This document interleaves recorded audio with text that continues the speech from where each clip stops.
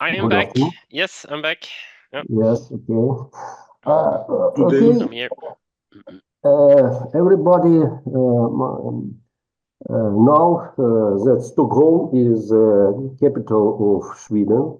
Of course, somebody knows Malmö, Göteborg, and other beautiful places in Sweden. Of course, we know who Vikings are. But can you tell a little bit about your university? And this is University Link Pink, yes? Sorry, I didn't hear the last part. Was it a question for me? Yes, for you.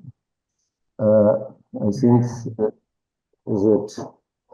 Linkoping, where is this? Linköping, yeah. I will include it in the presentation too with a map, but it's a little bit south from Stockholm, and my lab is actually not in Linköping, but in Norrköping, which means North City, let's say. So it's about 1.5 hours south from Stockholm with the train. Yes, it's close to the coast. Nice area in general. It's a small city, 100,000 people. How much? Maybe 100,000 people, Mm-hmm. something like this. Yes. And your institute is based in Kyiv, is it?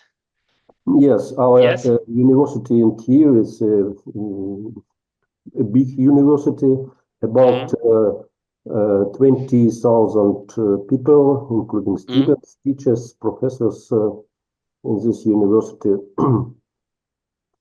approximately 20,000. And the university is about the same size. So our university is also around that many students.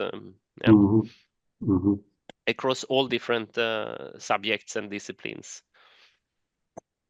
Прикольно. Okay. Yes. And so I know before I start later, did some people in the audience here also attend the meeting in Lund online last time, or is it because I will give the same seminar, so I hope otherwise it will not be so interesting if you already heard everything. But I hope it's to reach more people this time, or different people. I see that people engaged attend more and more. But I think that we can start because 5 minutes from the very beginning is passed. So, dear colleagues, dear students, I see some students. Dear guests, today at our seminar, I am pleased to present Professor of Applied Physics at the Laboratory of Organic Electrons, right? Yes. Of Linköping University in Sweden, Magnus Johnson. Our guest is well-known specialist in field of polymers, optics, photonics, plasmonics, and as far as I understand from our works, in field of rapidly development new field of applied physics is optical meta surfaces. And I heard your presentation, but at the time, due to administrative reason, I had another meeting with administration. But what I see, it was very extremely amazing lecture, and that's why I invite you. So I hope that it will be very interesting today. So please. Should I start? Maybe. Yeah. You can start. You can start. Yes, I will do that. Just have to make sure I share the correct file here. Can you see the title slide now in an okay way? Yes. Yes, Station I see. Is it correct? Yeah. Yes. Yes. Great. Yeah. Can you hear me okay also? It's fine. Yeah. Yes. Sounds Yeah. okay. Yeah, that's very yes. good. Yes. I have to press a few buttons here. Okay, so it should be fine now. So thank you very much for the introduction and also for the invitation, of course, to present to your prestigious institute. As already explained, I gave this very similar talk. I think it was 2 weeks ago now at Lund University in Sweden, and it was broadcasted also to some of you perhaps or to others of your colleagues, and I got approached to ask if I could maybe give it again to more people, and of course I would be very happy to do so. And my name is Magnus Jonsson, and I work at Linköping University in Sweden.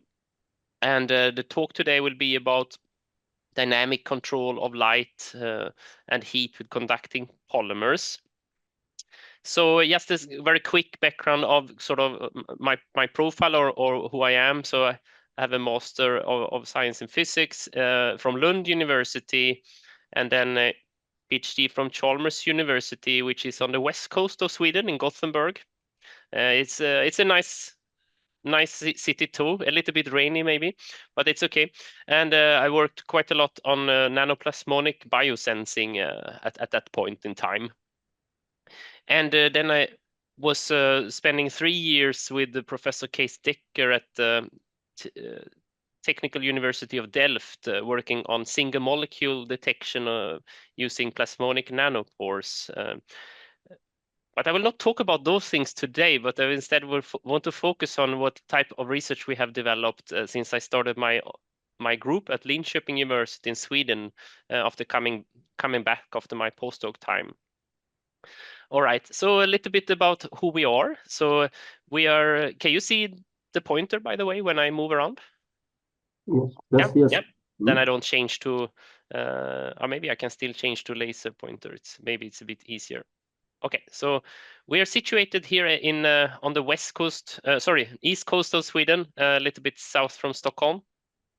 And we are part of Linköping University, and it's a different campus in the city.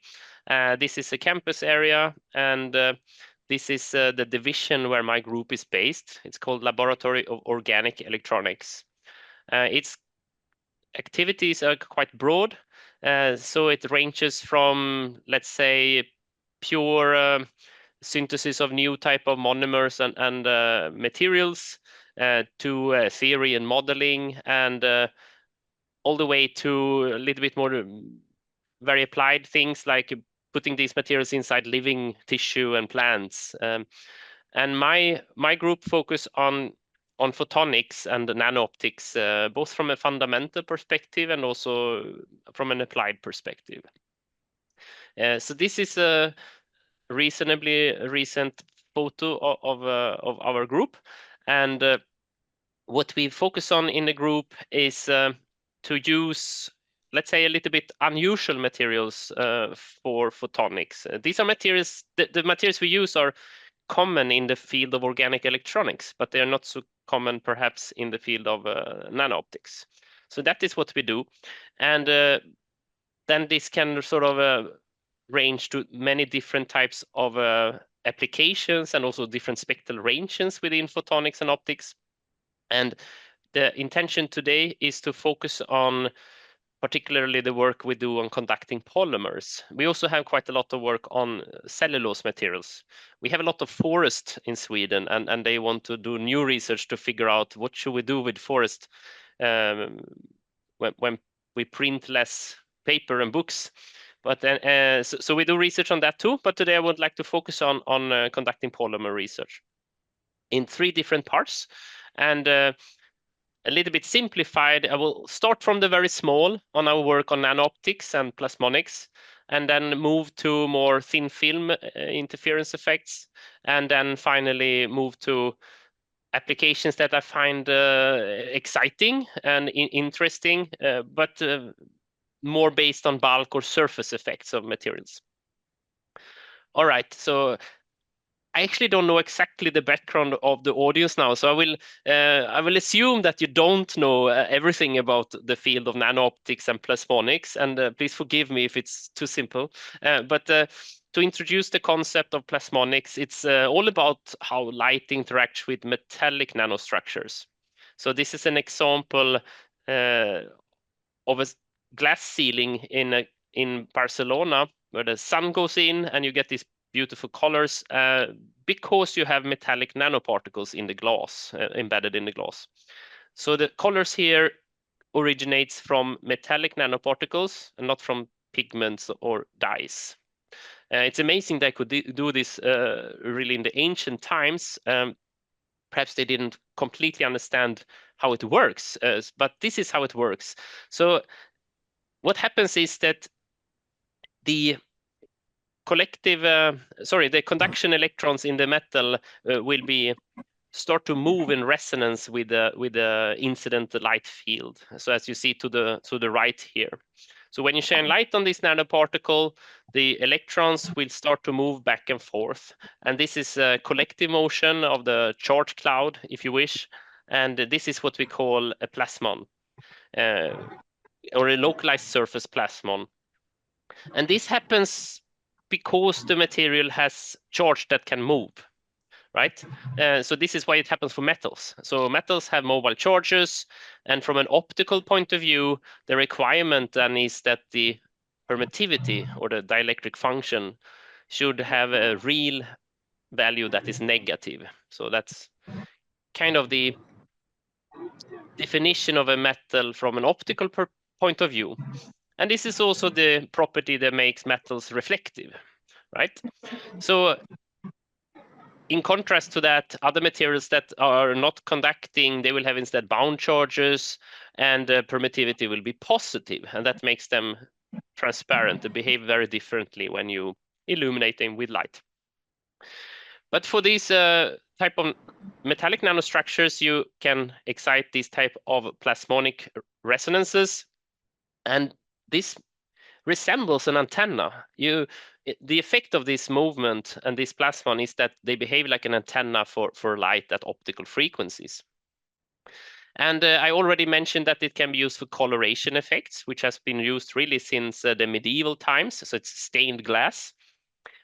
Can also be used for displays and sensors, where you utilize that this color or the resonance condition is dependent not only on the nanostructure itself, but also sensitive to the surrounding medium. So if a biomolecule binds to the structure, you will get a change in the resonance that you can observe optically. What also happens when you have this collective motion of the electrons, or the electric field, means that the electric field will be localized and strongly enhanced at the interface between the metal and the surroundings, typically in a dipolar format like this. So the incident light can have quite weak optical field or electric field, and it can be enhanced by several orders of magnitude in very small volumes. And this is interesting for many different applications, where you perhaps have a weak optical phenomena like Raman scattering of a biomolecule. Very interesting to identify molecules, but it's a weak process. If you put the molecules close to this or inside this enhanced field, you can boost the Raman signal by many orders of magnitudes. Yes, as an example. The third phenomenon that happens when you illuminate metallic nanoparticles with light is that you also get local heating. So they can act really as a nanoscale heat source.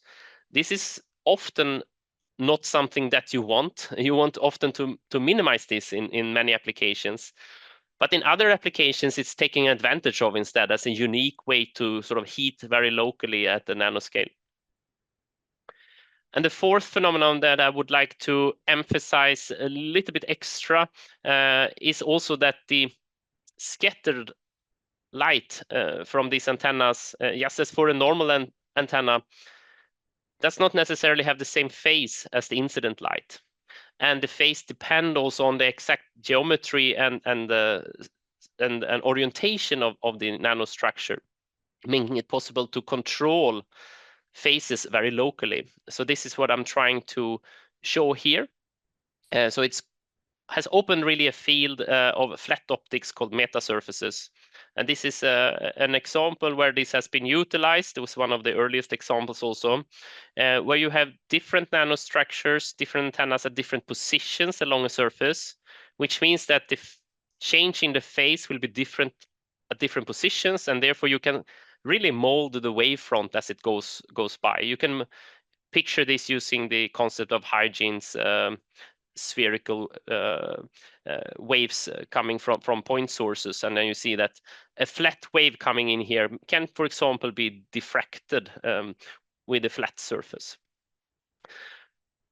This type of metasurfaces has been used and explored for many different types of applications, and it ranges from common optical applications like focusing the beam as a lens, to more advanced polarization control or vortex generation, etc., or even exotic phenomena like hiding things using invisibility cloaks. That it's we are not quite there yet as in the Harry Potter movies, but the basic concept is there. It's difficult to do it for large objects and broadband, etc.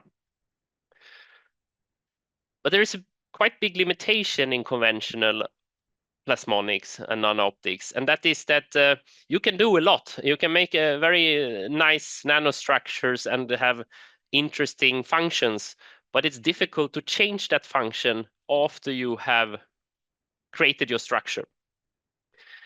Because the plasmonics nanostructures, if they are made of gold or silver, they have fixed properties. It's very difficult to change the properties of a conventional metal.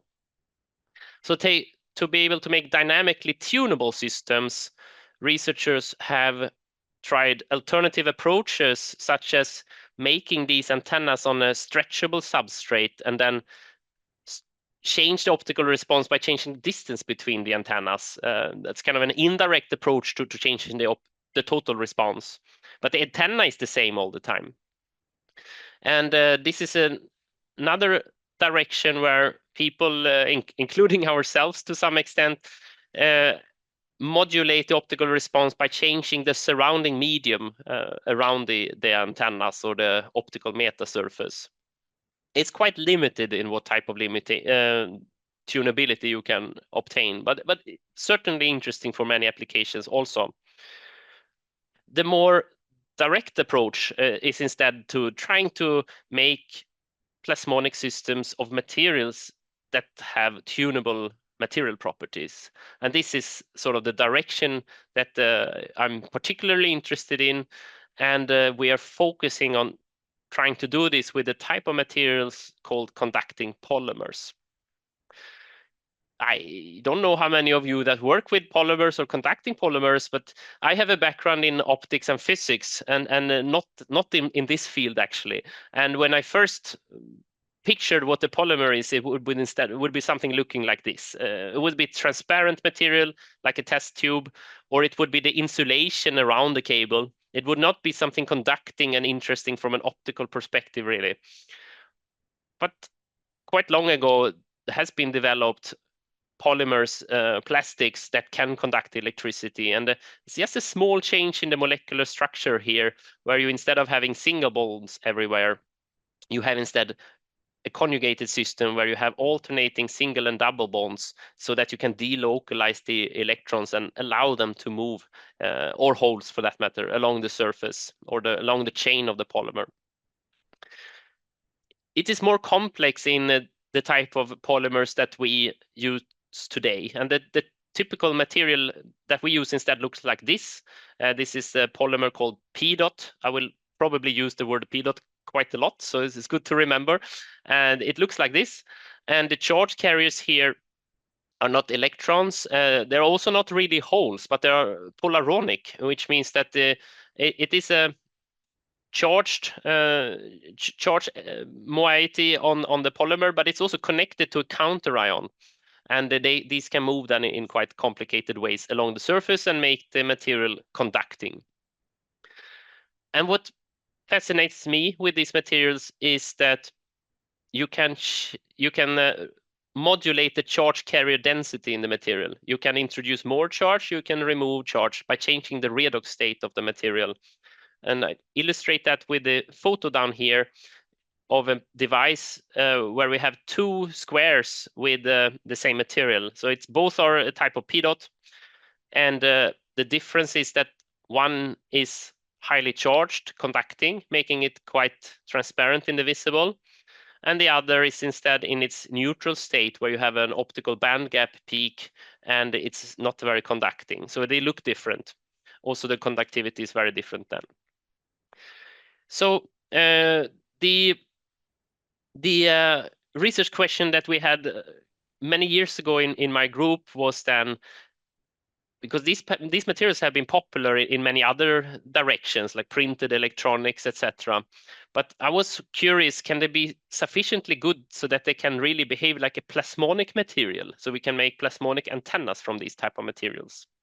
And if we can do that, is it then possible to change the redox state of the material to make tunable plasmonic antennas? And I'll make this part of the story quite short. So yes, it's possible. It took years to figure out how to accurately determine the optical properties in the first place. We typically use ellipsometry often in a wide range, not always this wide range, but this is an example where we do it from the UV range all the way to the terahertz, trying to understand the different processes and contributions to the optical conductivity of the material, and therefore also the optical permittivity of the material.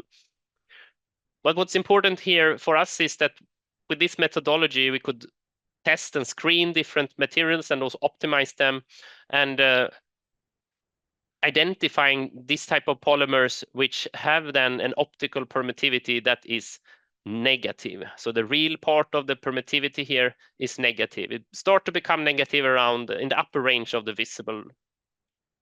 All right, and just as a reminder, so having a negative real permittivity is really what defines a metal, and the gold would have a very similar permittivity dispersion, but at a little bit blue shifted wavelengths.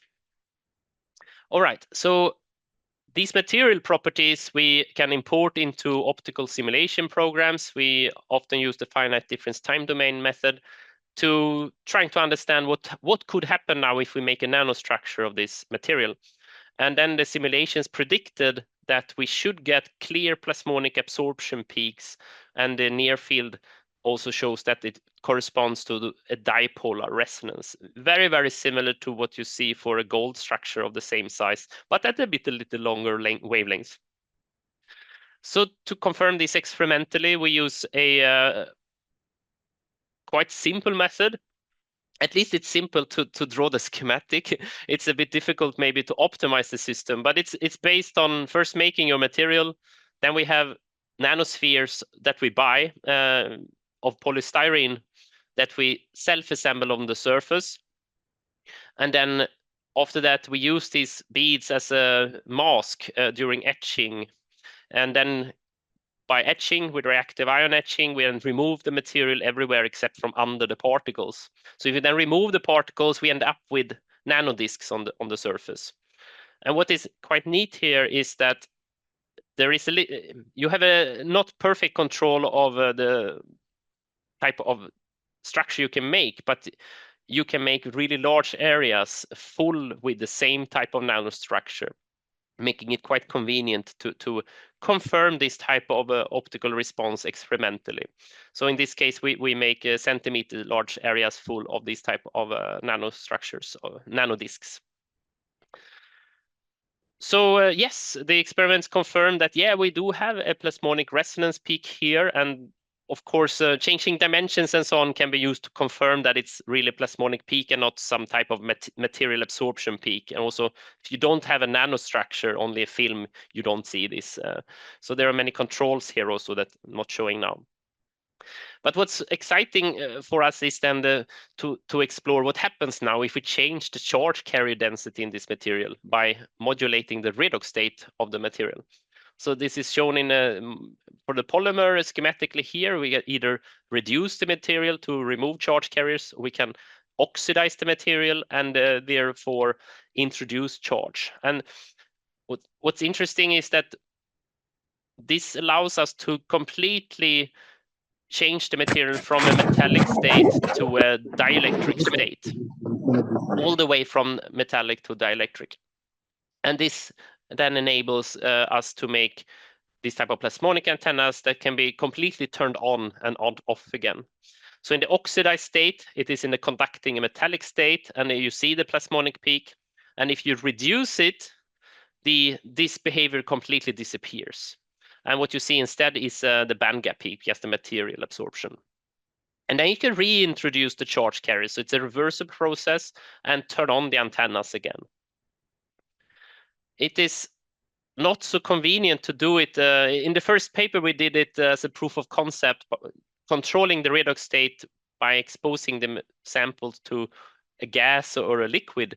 Of course, in a real application, it's nice if you can do it electrochemically instead, or by just applying potential. So that was a natural step for us, and it works. So it's possible to do that too. It was not so surprising, but it still was a little bit challenging to find and develop materials that allow us to probe this response in this wavelength range. But everything else need to be transparent in this range to be able to see it. So practically, it was a little challenging, but it works. And other groups then have shown also in this direction that if you not only make nanodiscs on the surface, but really make well-defined structures and orient them in a metasurface manner, then you can really get metasurface response that you can turn off and on again. And in this example, it's for beam diffraction. So it works. That's nice. Also for metasurfaces. And from our point of view, we're very excited that we also now have a capability to make this type of arbitrary shapes and positions of nanostructures. We installed this less than a year ago, so it's still quite new to us, but very exciting to have this tool available now. There are many other things that I think are interesting or important to further explore in this research direction. And one is to explore other materials than PDOT. I said we're mostly working with PDOT. That's just one out of hundreds of conducting polymers. So we are exploring now what other types of polymers can be used and what type of added functions could they provide, because they may have different types of other functions that you can add to the plasmonic response.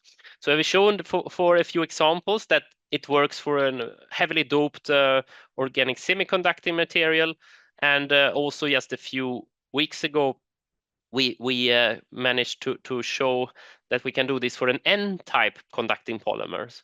So typically P-type conducting polymers have been way ahead of the field of N-type polymers. But recently, groups in China and also US have developed this type of polymer that is almost as good as our PDOT materials. So it can also be plasmonic.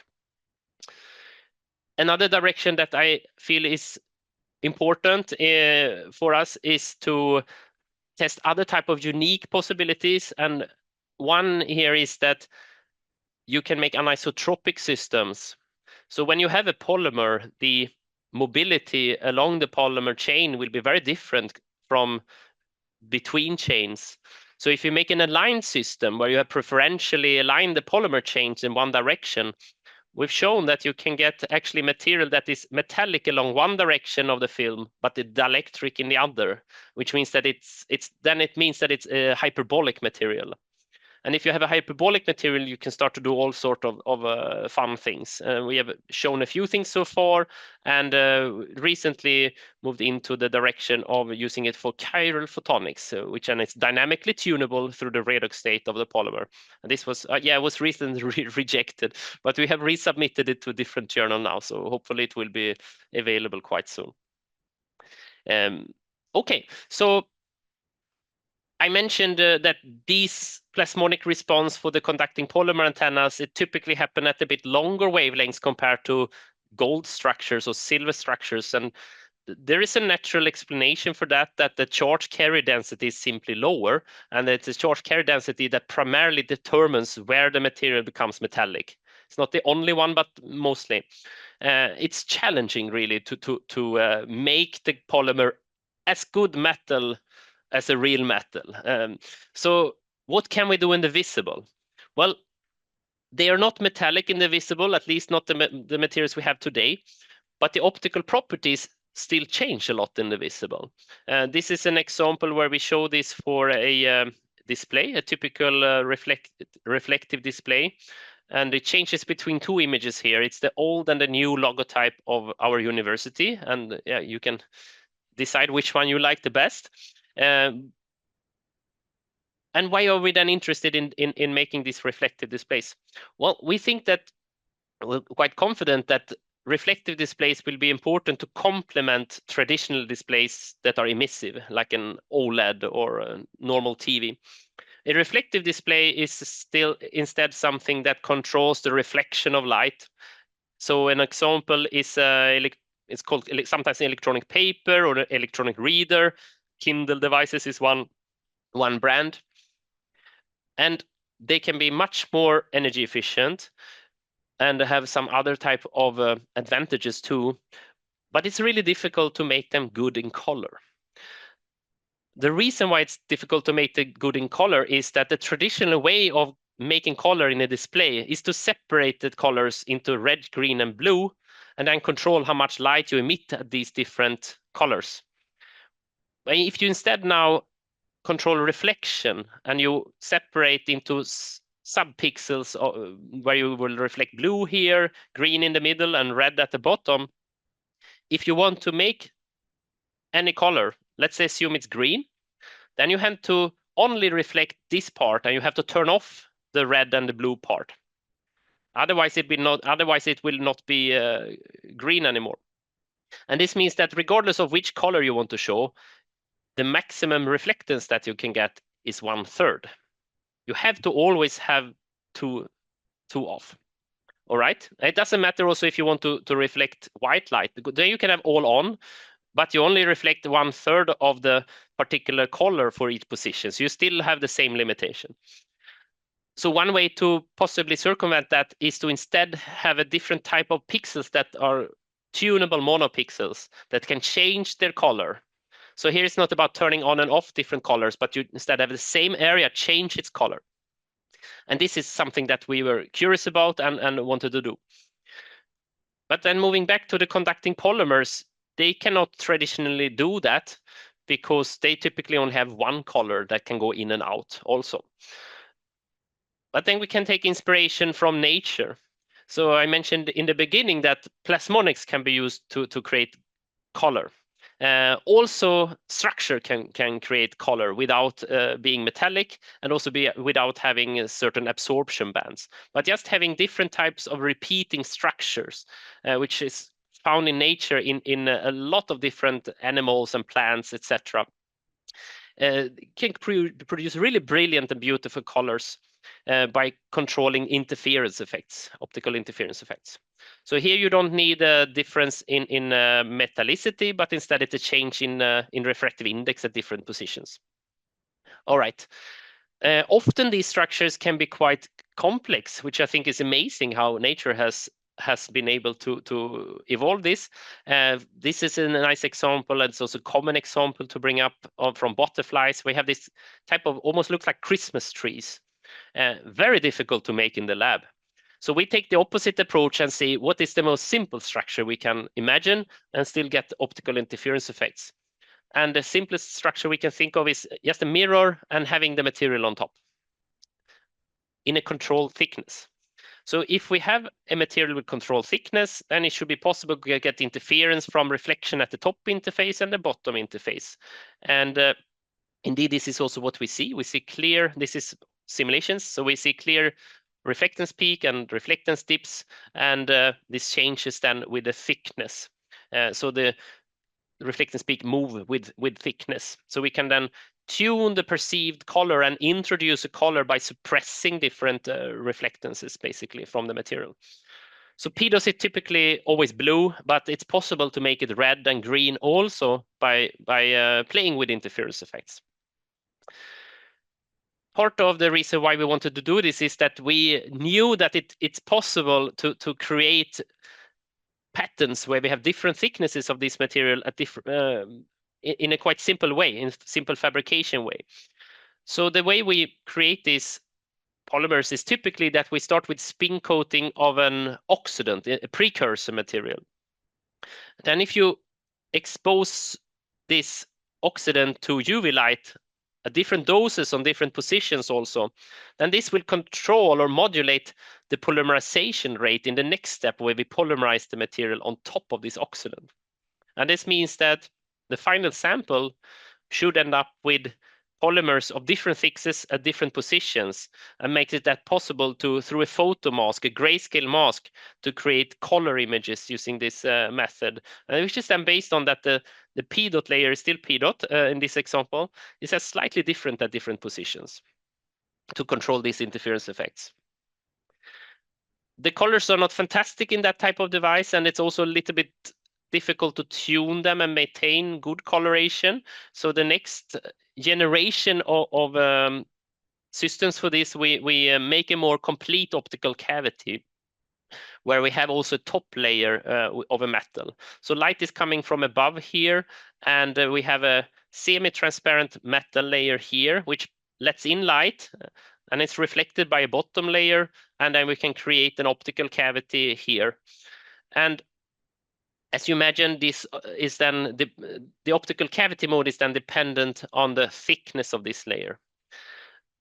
And then it's interesting that these type of materials don't only change their optical properties when you change the redox state, but a certain number of, some of these polymers can also change their thickness. So the idea here was to introduce a spacer layer in optical cavity that changed thickness when we change the redox state of the material, rather than its optical properties. And that made it possible to create this type of monopixels that I proposed before. This one is probably best to look at. Sorry for the little bit shakiness of the video here, but you probably saw that it changed there from blue to green, and that is then attributed to a change in the thickness of the optical cavity. And if you look at spectra, it's possible to tune and stop at different positions by voltage and tune the color from blue to all the way to the red, and further also actually. So it was possible to make this type of monopixels. We think they are useful for reflective displays. They have very low power, so that's important for us. But there are also quite a few challenges to make this before you will see it in a Kindle device. And long-term stability is really tricky. And also we have not really worked on pixel addressability yet, but that's more of an engineering question that is not a fundamental limitation. All right, please stop me if I'm talking too long, but if you allow me, I would like to now come to the last part of the talk, which is a little bit different. We will move from visible applications and then move back to the infrared, into the invisible. And I will move further. So before we talked about optical properties around this range here, where we could see plasmonic resonances in these materials. Now I would like to move to a region here, which is the region at which objects at room temperature or ambient temperatures emit thermal radiation. All right. So we all know that everything above absolute zero temperature emits thermal radiation, and at room temperature or body temperature, it is around 10 micrometer this happens, and in a quite broad range also. So one aspect of this, there are many things that are interesting with this. For example, this is sort of what makes it possible to use a thermal camera in the dark, because people emit light by themselves spontaneously. But it's also interesting that this wavelength range coincides with a region where the atmosphere is transparent, and this forms the basis for the concept of radiative cooling, So what happens is that if you have an object on Earth, it will always emit thermal radiation, and if it's inside, it doesn't really affect its temperature. You will lose thermal energy by doing this, but you will also receive thermal energy from other things around you. So it's a zero-sum game. But if you're outside and exposed to the sky, there is very little radiation from the sky because it's cold and the atmosphere is transparent, so it also doesn't radiate very much in this wavelength range. So that means that there is a net flow of thermal energy from objects on Earth, like your roof or yourself if you're outside, to the sky. And this means that you can have a reduced temperature using this effect. This is a significant effect that has been used for a long time, for example, to produce ice in Persia. And recently, or the last decades or so, it's been a renewed interest, I would say, in the concept now called radiative cooling, or where they introduce possibility to do this also during the daytime. So during daytime, it's difficult to reduce the temperature below that on the ambient because you typically have heating from the sun. So here you may need to make really materials that doesn't absorb sunlight if you want to see a clear effect. But it works, and it's quite interesting. And in our group, we have particularly explored the cellulose-based materials for this, both white, transparent, and some with color also. So is this an important topic from an applied perspective? I believe so. So the possibility to cool houses, etc., is really using a lot of energy these days. It's around 10% globally of the electricity usage globally. And this is despite the fact that in countries where you maybe need air conditioning the most, it's still not available. So this is likely to increase also. And this concept of radiative cooling can really provide quite large power also. So it's around 100 watts per square meter or so, which compares very well with photovoltaics, and it works in nighttime also. It doesn't work when it's cloudy though. So there are other, or maybe solar cells also don't work when it's cloudy. But anyway, so it's quite significant numbers. And we particularly addressed the challenge of making this concept tunable. All right, so we want to make it tunable, especially in Sweden. It gets cold in winter. You don't want to have this type of cooling on all the time. You'd rather want to suppress it quite often to not have to heat your house. All right, so how can we control the concept of radiative cooling? And we need to know how it works.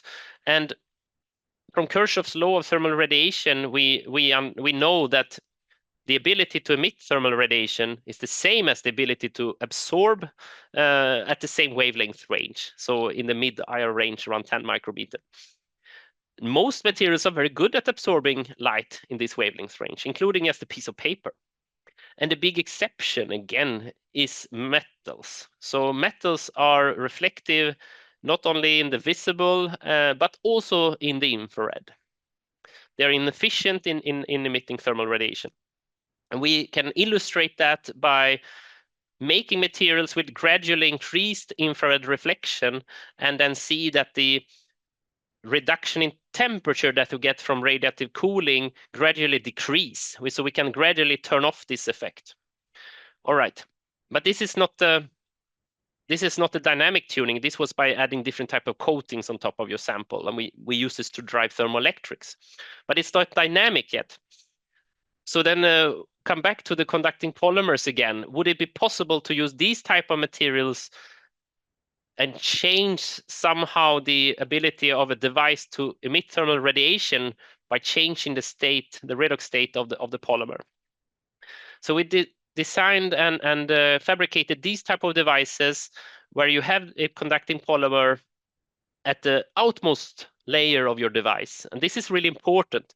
Typically, it's not the outmost layer of your device, but you have an electrolyte on top with ions that go in and out to make it possible to change the redox state of your polymer. That would not work for this concept, because then the infrared response would be completely determined by the electrolyte instead. It would not be transparent to infrared light, or at least we haven't been able to find any such electrolyte. So instead, we tried to have the electrolyte below the polymer layer. So that was really key. And then the idea would be to have the material in its least conducting state, its neutral state, and then it would not be like a metal, it will not be very reflective, and therefore means it absorbs infrared light and be good at being a thermal radiator. And then if we oxidize the material and make it more conducting, we introduce charges, becomes metallic, starts to reflect infrared light, and therefore it will not be good anymore at emitting thermal radiation.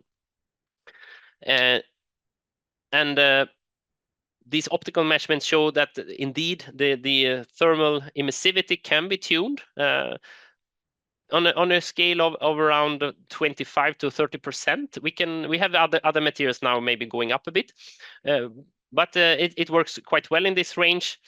And in order to show that this really affects the temperature of the device, we have to do a lot of different measurements. And typically, these measurements are done outdoors because you need to expose your sample to the sky.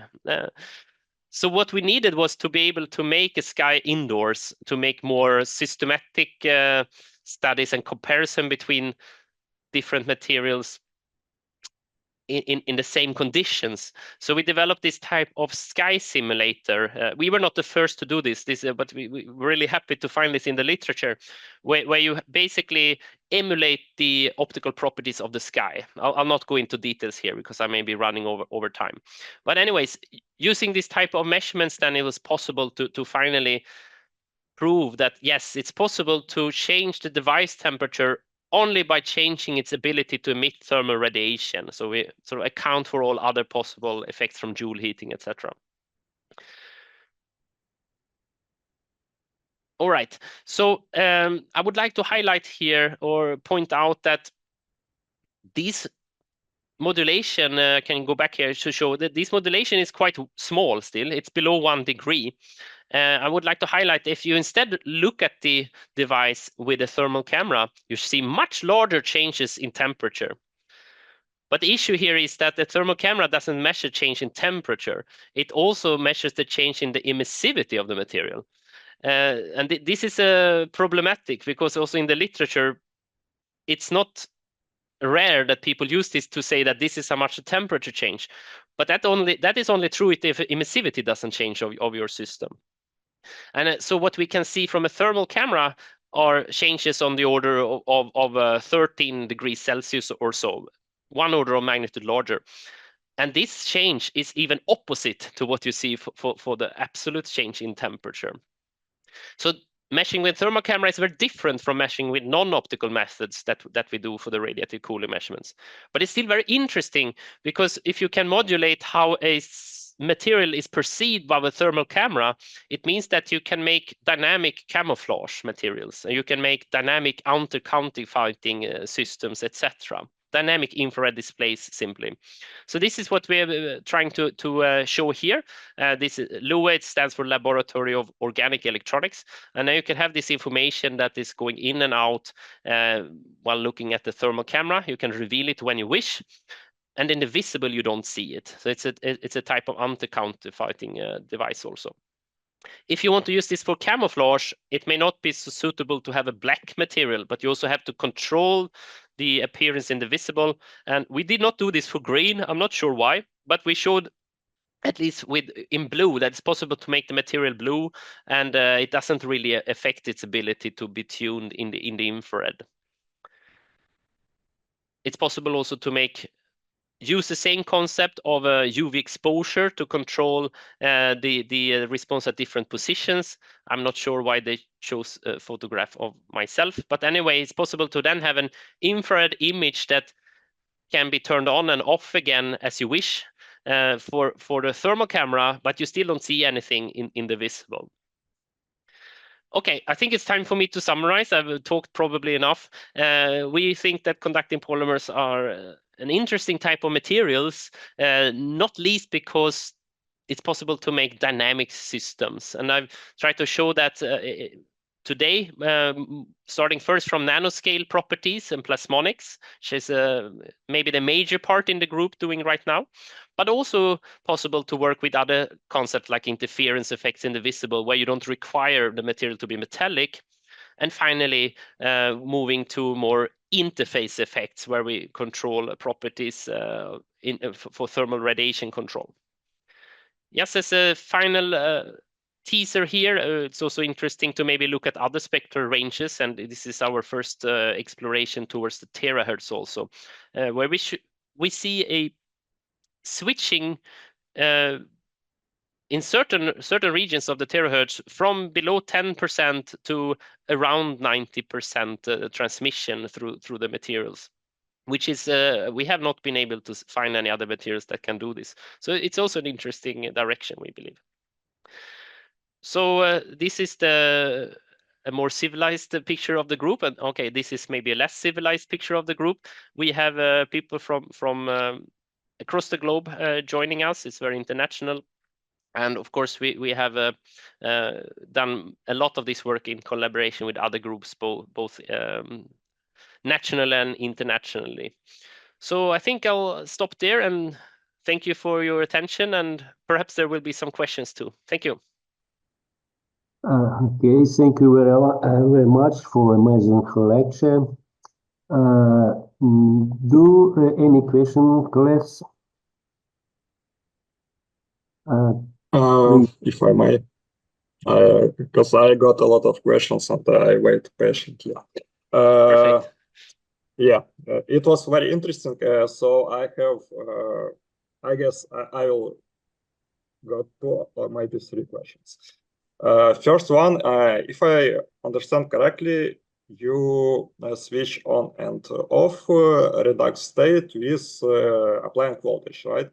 And sorry, what was the last part? You switch off and on redox state with applying some voltage, right? Yes, yes. Or yep. Because you can do it also chemically, but yeah. as I got it, and you say something about stability, and I'm curious, like, does applying constant voltage during a long period of time changes like, if you don't apply voltage and if you apply voltage, is the stability the same, or voltage reduces stability like significantly? It's a very good question, and when I brought up the challenge of stability, that was specifically for that type of structure, actually. So maybe I was too unfair to my students and team, that most systems are much more stable. So it was particularly for that one, because it changes thickness and it causes a lot of stress in the material, and you get delamination at some point and so on. So typically, it's possible to make different devices with these materials and switch them many times without any problem. The question on whether you get instability by constantly applying a potential, it may affect the stability, whether you do that or whether you sort of have pulses, or like the way you apply potentials, but typically it does not affect it. So you can keep the potential on a certain position to sort of maintain the same redox state of your material for a long time. But I should add that if you remove the potential, many of these materials keep their state for quite some time. So it's called that it's kind of bistable. And this is important for energy efficiency if you use it for displays, because then you don't want to constantly, at least not constantly, run a current. Yes, it's possible to keep the potential on for long, but sometimes you also don't need it. And most systems are much more stable than the particular one I pointed out that it was not. Yeah, thank you. I got that it's like not super influence on the stability. By the way, I got one more question. You said about switch time. I was curious, like, how quickly it switches between states. That's a very good question. Sorry for not bringing that up in my presentation. It's a very relevant parameter for many applications. The switching time depends a lot on the exact structure. So it's the short answer would be it's possible to reach video rate. It is, but it depends on things like what type of electrolyte do you use, how viscous is that electrolyte. If you do it in a conventional aqueous electrolyte, it can be very fast. Also depends a bit on where the electrodes are. Then you can reach video rate. If you make other types of devices, for example, with a gel electrolyte, and maybe don't focus on making it as fast as possible, then it can take tens of seconds because it's before it stabilizes. So typical time scales would be in the range of seconds for us, but it's possible to reach milliseconds. Thank you. And okay, it was for now. Maybe I will then ask more. You showed that you choose the shape of disk with diameter of 400 nanometers for switching on and off. And I was curious, is it like optimal form which you discovered with modeling? And did you try particularly for me interesting form is like nanorods, because you can got 2 peaks instead of 1, yeah, with nanorods. So yeah, maybe you can say why it's like 400 nanometers is optimal size, and about shape. Other shape. Yeah, it's a good question. I'm looking for if I have some slide maybe to make it more clear. Here probably. Now this is a simulation, but maybe that will do for now. So if you change the diameter and keeping the thickness fixed, then you get the redshift of the resonance. These are simulations and calculations, but we see more or less the same experimentally. So it's possible to tune the resonance to the positions that you wish within a certain range. You can also do the opposite. You can increase the thickness and keeping the diameter the same, and then you have a blue shift. This is exactly the same as you see for conventional plasmonic structures, and part of sort of our study to show that these are really plasmons also and not something else. In terms of shape, we picked this shape primarily because this was a nice way to use this type of fabrication method that we have developed since very long. So and then you end up with these type of discs. But now we use electron beam lithography and make all sorts of shapes, and then indeed you get polarization dependence. You see different resonances at different positions along the long axis and the short axis. You can make all sorts of structures. You can make coupled structures where you have pairs, etc., and you can get a lot of other effects. These disks maybe is the most simple system. Okay, thank you. I just curious about nanorods, because I think that theoretically you can achieve with their if you can achieve like effect of changing their orientation, you can also achieve effect of shifting between colors. Maybe. Between color. Yeah, because Yes. you're shifting different color. And one last question. No, it could be possible. Just keep in mind that it's really hard. I mean, we're doing our best, but it's really hard to move into the visible with these plasmonic resonances so far. But you can probably get tuning not by that you don't see by eye, but maybe with other means. Yeah, can I ask one last question? For me, it's fine. I was curious. Yeah, I was also curious about the range invisible light, which you can change with thickness of p dot. Yeah, so yeah, you can make it very thick, but if you make it very thin or thick, okay, very large, yeah, then it will lose its properties, I guess. Yeah, so there are some limitations, right? Yeah. So I guess maybe this slide maybe could help here. So yes, so this is in a sense it's an optical cavity effect, and if you increase the thickness, you redshift the resonance, at some point you start to see the next mode entering into the visible, and you move the ordinary mode into the infrared. So if you move to even thicker layers, you will move the response into the infrared. You will see also interference effects in the visible, and it will get closer and closer between the resonance peaks. But there are limitations also that these materials are not perfectly non-transparent. So at some point you will get too much losses and absorption, and then you will probably not see these effects anymore. Yeah. So question was what range you can achieve?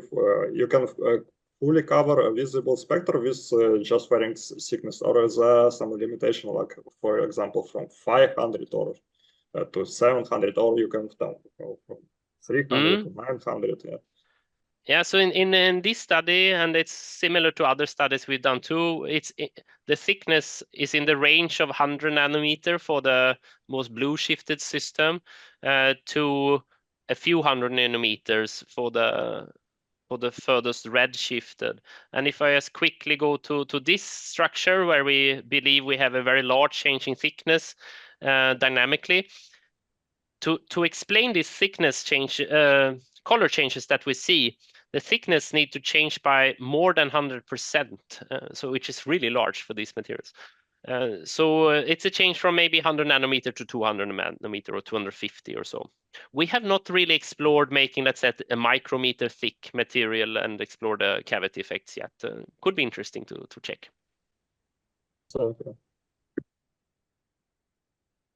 Okay. Thank you, Petro, for your interesting question. Probably somebody want to ask Professor? Yes, I have question. Hey, Magnus. Very nice Hello, presentation. Oleg. So nice to see you. Nice to see you too. Very nice presentation. Thank you. And, Thank you. You've seen it twice now. Yeah, because your talk is very amazing. Thank you. So I have a question about passive cooling of P dot when you switch the redox state of this material. Yeah. And yeah, my question is, in principle, the most effect should be visible in the near infrared, where P dot has the maximum of reflectivity. Is it correct or not? You're referring to this work, right? Where we look at yes, change in temperature because of radiative cooling. Yeah. Yeah. So can you? But we expect the cooling in the mid infrared, but P dot works mostly in the near infrared, around 2 micron. Is it correct? Not an. Maybe, but it's not. It's if I understand the question correct, what is important to control the radiative cooling function is really what happens around 10 micrometer. That's why we measure the thermal emissivity or the optical properties in this range and look at the tuning in that range. So that's really the range where it will control the radiative cooling. It's maybe a little bit broader than that, but that's the prime region. I'm not sure if you're referring to that the material will also change a lot of its properties at shorter wavelengths, and that is true. And we did not prove that this works yet in daytime outdoors, where we will have difference in solar absorption when we change the material. That's an added challenge, let's say. So far we have focused on doing these measurements in the dark, when we only see effects from radiative cooling and not from optical absorption from some light source somewhere. Or maybe I misunderstood the question. I mean that we expect that the most cooling should be expected in the mid infrared, near 10 micrometers.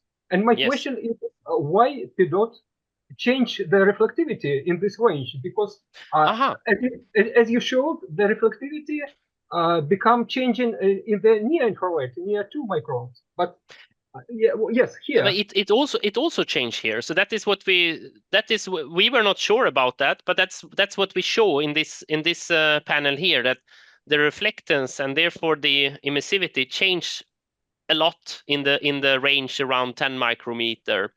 And the reason why it does that, I believe, is very similar to the concept of having a metal or not having a metal. And when it's more conducting, you get more reflection because it's metallic. And if you remove the charge carriers, it becomes less reflective because it's less metallic, and instead you will have absorption by the, let's say, molecular vibrations and other things in the material. So I think it's not entirely correct that the optical changes only are expected at shorter wavelengths, but also in the mid-infrared we see large dynamic tuning. But it's not perfect. We would like it to be from 0 to 100%, and that is not what we see. Typically, the maximum tuning we see is around 40% of percentage points. In percent, you can always present it as more, but it's from around 20% to 40-50% in this example. Mm-hmm. Yeah. Thank you. Thank you. Okay. Thank you, Oleh. Any more questions? Probably questions from students, auditory. Thank you. I've got a question. What is the transparency of such devices that work at a visible range? Transparency, not reflectance, but how are they transparent or fully absorb and reflect? I think you refer to, let's say, this type of work. Is it correct? So the visible work where we change coloration, that's what you refer to, right? Yeah. Yes, so mixed colors. Sorry, can you repeat? When we mix colors, when we make colors on the screen, yes. Yeah, here. The transparency is 0 because it's on a metal, a mirror. So it's on purpose, it's 0. It would be possible to make the bottom layer semi-transparent if you want some light to go through and maybe get one color in transmission and another one in reflection. People are working on those type of structural colors also. But in this example, we on purpose have a metal that doesn't let through any light. So it's only reflection and the rest is absorption then. Okay. So are there ways to make multi-layered systems, 2 layers, for example, to mix 2 colors from one layer and another before the mirror? Yeah, that's a very good question. I think it should be possible, and we have explored to a very little extent, let's say, on not only making tunable pixels, but also maybe making and also not only RGB colors, but maybe CMYK colors, where you actually combine colors like that. I think it's possible. I don't think that we have shown it ourselves, at least, that you do it by stacking. We have done it side by side, which is not fantastic, actually. It's better to do it as you propose. I don't know exactly how you would do it because this is an optical interference effect, and the metal is part of creating the color. It's not only reflecting things to get back. But it's probably possible by adding additional layers to introduce, let's say, multiple resonances and maybe multiple colors in that sense. Okay, I imagine that it is possible to make a very thin layer, glass layer, for example, to add dots on the both sides of this glass, and then to attach from one side to this mirror.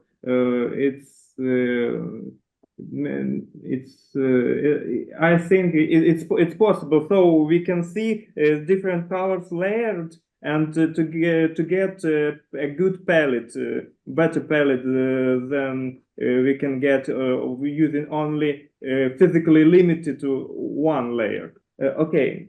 Yeah, sure. Yeah. Only having one layer is, you limit the type of spectral control you can have. That's true. Yes, this is really the most simple way to do it.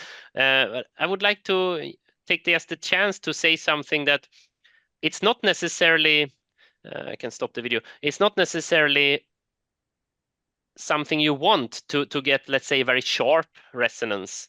It will make the color, if you reduce the line width here, and then you can improve the color quality, let's say having more layers or so, if that is sort of what you wish. But this is a compromise with brightness, because if you make the reflectance more narrow, you lose more light. There's more light that you don't reflect. So there is a compromise between how much light you want back and how good color you want. This is really difficult to address in reflective displays. Mhm. It's like a fundamental problem. Okay. Thank you. Thank you. One more questions? Can I ask? Yes, yes, of course. Can I ask the question on some other topics than last discussed? You showed us the slide and said that about strange-induced hyperbolic photonic materials. Yeah. Yes. And you said that dielectric or metallic properties depend on the direction of the field. Yeah. And direction how of the polarization. Yeah. Oh yeah, the electropolarization. Okay, and but how it depends on the location pattern of the polymeric molecules or not? Am I right or not? And so how you can to make the direction of polarization on the same way, but not another. I think I can. I think I partly understand what you're asking, and what we see is that just by aligning the material, which we do by stretching the material actually, because it can automatically align the polymer. Then can on a macro scale. You mean stretching before this, yeah? Yes. So we stretch it so that the polymers prefer to be in one direction along the whole surface, and then you get more conducting in one direction and less conducting in the other, and this leads the material to be metallic in one direction and dielectric in the other, which is not obvious. We were quite surprised by this, but it indicates that not only the mobility is anisotropic, but actually the carrier effective mass.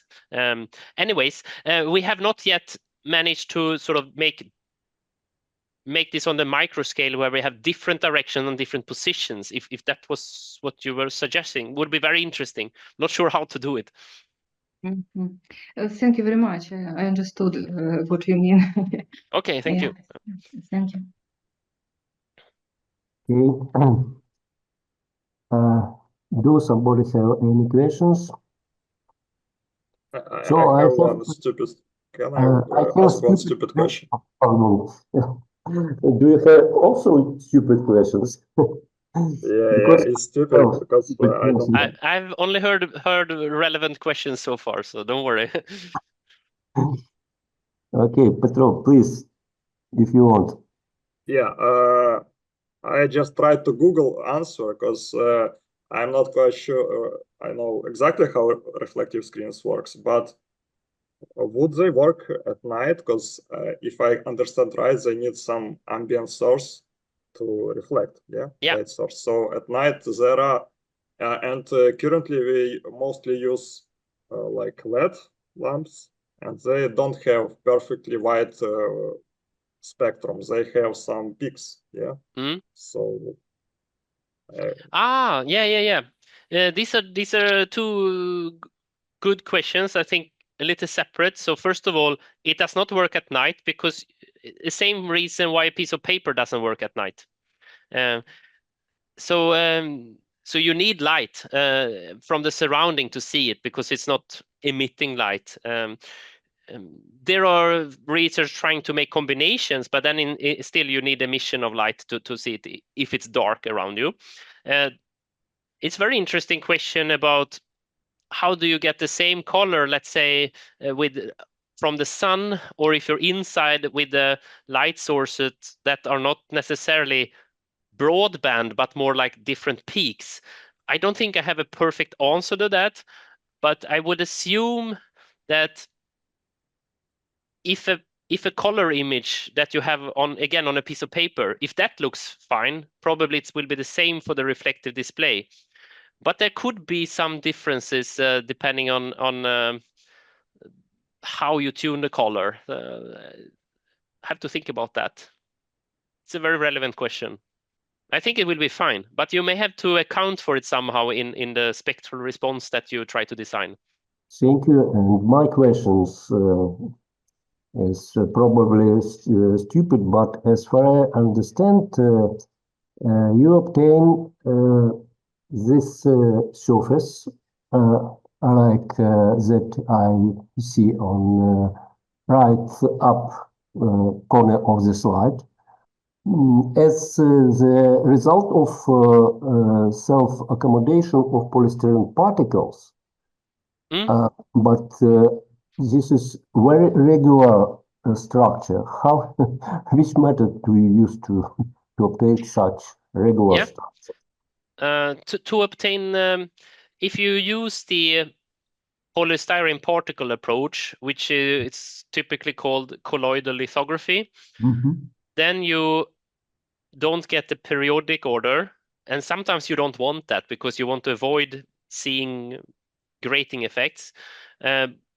It's not completely random because there's a certain typical distance between the structures, so you still have a sort of a short range order, it's often called. It's limited what you can do with that type of technique. You can do quite a lot of fun things, but you cannot make these type of structures. So when we want to make an arbitrary structure, not only each nanostructure, but maybe change its orientation in an accurate way, then you need more advanced techniques, and this is electron beam lithography that we use here. Yeah. Okay, and one more also stupid questions. As far as I understand, the conductivity of this PEDOT organic is achieved with a light electric field, which changes the oxidation state. And my question is that if we have metallic nanoparticles, the free electron is responsible for plasmonic resonance. But in case of PEDOT, which electrons? Is this also free electrons? And why in oxidized state this electron is present and in non-oxidized is not present?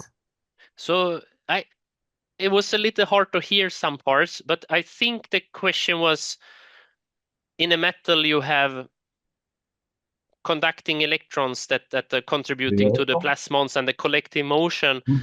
Is it the same in the polymer? The answer would be no, it's not exactly the same. So it's positive charges in this material. So it's not, it holds basically. And these are polaronic charges, which means that it affects also the polymeric structure as they move, and they're also complicated by the fact that you always have charge compensation by an ion. So the charge carriers are more complex compared to a normal metal. But it's still, so it's these charge carriers that we sort of picture moving in the same way when it's a plasmonic behavior, and which causes the conductivity and which makes it possible to get the optical permittivity as being metallic. Then there are other types of polymers which instead have electrons as the charge carriers, and then it's more close to a normal plasmonic material. Okay. And Petro asked again already about the shape of particles. I understand. Okay. Thank you. Probably one more questions. No more questions. So thank you very much for your very interesting and amazing presentation and answer on our questions. And thank you for opportunity to present. I received a lot of interesting questions and maybe some ideas too. So thank you. Yes, thank you very much. And we hope that we can continue collaboration in such a way. For example, as far as I understand, you know some people. Oleg, yes. Oleg was sitting just 5 meters from me some time ago. Yes. Oh, really? Yeah. Oleg is a teacher, professor in our department. It's very pleasure for me. And I will ask Oleg also make talk about your collaboration with Magnus and also your work. Please, next time. Thank you, Magnus, again. Thank you, a pleasure. Thank you, everybody. Okay. Thank you. Have a nice evening. Thank you very much. Bye-bye. Bye.